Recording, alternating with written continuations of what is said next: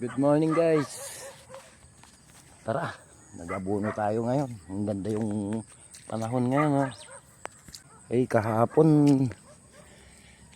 umulan ng hapon. Kaya hindi natuloy yung abono ko. Ngayon na. Ganda yung panahon. Ganito yung inaabono ko. Mahal ang abono ngayon. 1,550 ang isang ganito.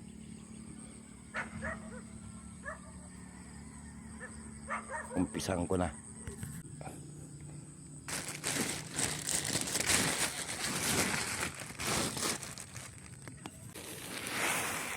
Wala kasi akong kasama.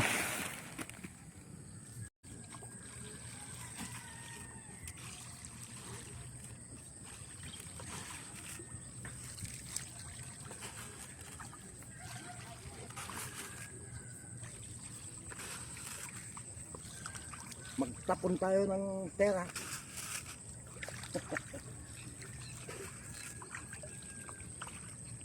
Ay, salamat. Natapos ko na rin. Ito yung nagpunlaan ko. Inabunuan ko na rin. Gaganda rin to. Sasabay dyan sa ano. Kakapal din to.